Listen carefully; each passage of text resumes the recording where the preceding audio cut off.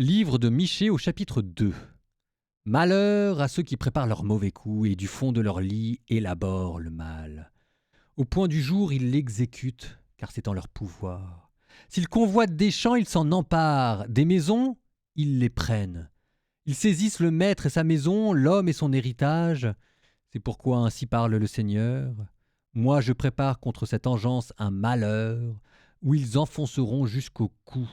Vous ne marcherez plus la tête haute, car ce sera un temps de malheur. Ce jour-là, on proférera sur vous une satire, et l'on entonnera une lamentation, on dira « Nous sommes entièrement dévastés ».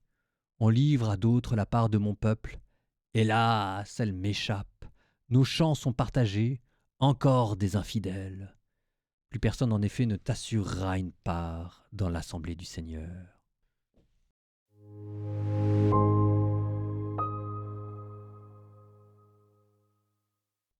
On était dans Isaïe, on arrive à Michée. Michée, c'est aussi un prophète, 8e siècle. Il est contemporain d'Isaïe et d'Osée, dont on a parlé il n'y a pas très longtemps.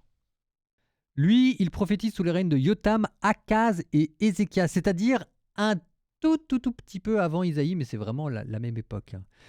Isaïe est probablement un homme cultivé, il n'y a qu'à voir sa prose. Michée, lui, c'est un homme de la campagne. On vous dit au début, c'est comme ça que commence le livre. Hein. Michée de Moréchet. Moréchet, c'est un petit village rural dans le sud de Juda, donc il faut imaginer un campagnard.